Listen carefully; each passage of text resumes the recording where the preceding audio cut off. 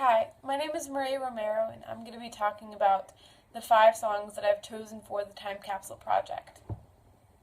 So the process in which I came up in order to create the list of songs was to figure out what songs meant um, the most to me emotionally, to choose from a wide range of music that I've been listening to my entire life, and um, I kind of feel like the the notes are more important than the power of the lyrics.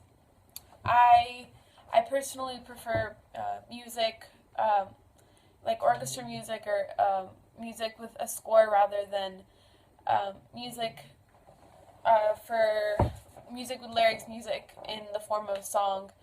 Um, the merits that I used to narrow down the music selection was they were chosen from a wide range selection of composers such as Astor Piazzolla, Jaime Romero, um, a an Argentinian composer called Ariel Ramirez.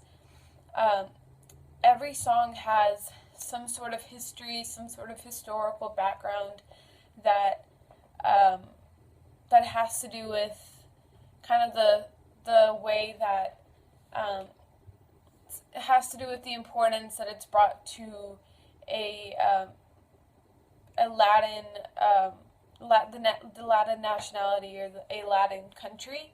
Um, for example, um, five of the ten five of the 10 songs that I chose was one. It's called Libertango, which is composed by Astor Piazzolla, and and another one called Florecita del Camino, which is composed by a composer named Jaime Romero.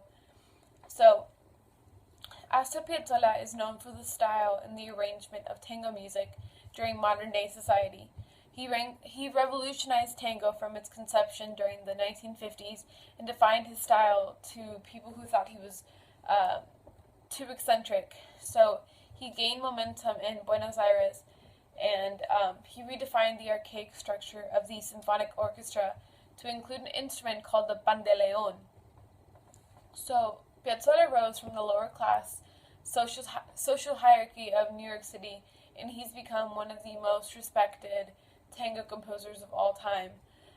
He's written over 2,000 pieces, and Libertango is by far one of the most well respected, in my opinion, and I think a lot of people would probably agree with me.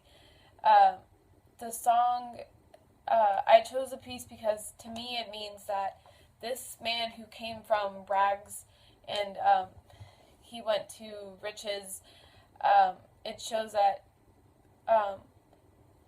um, in 1,000 years that being different can get you above those who want to keep the bar as it is.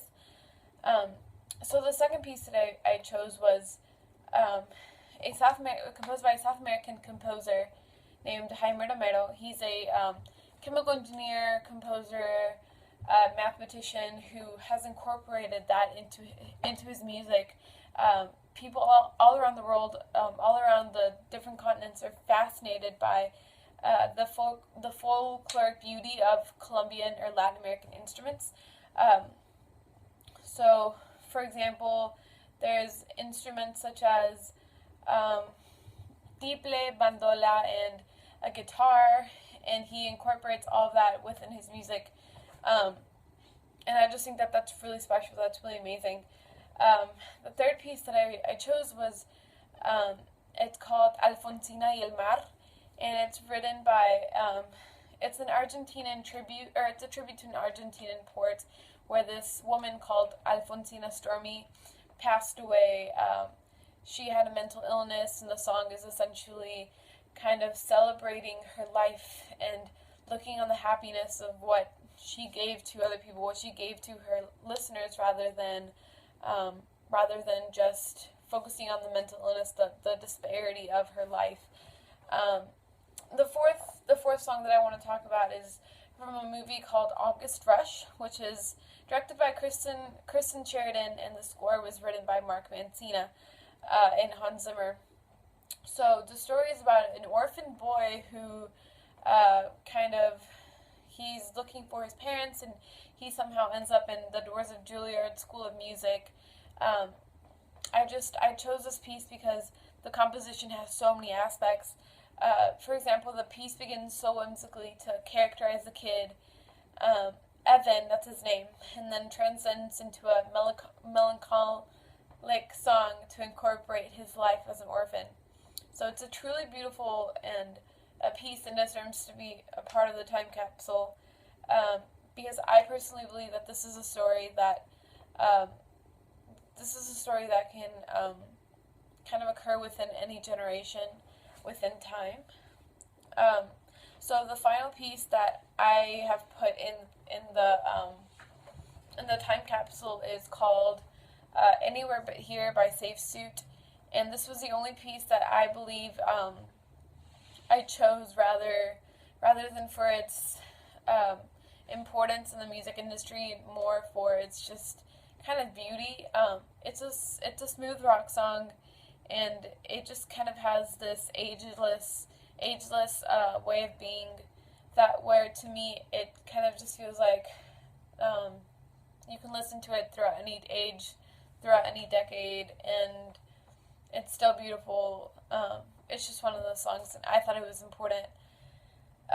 These 5 songs are very different. I mean, most of them are from Latin American continents, but these all songs have to kind of give something to the Latin American culture, and then the last one is just kind of for personal preference. So.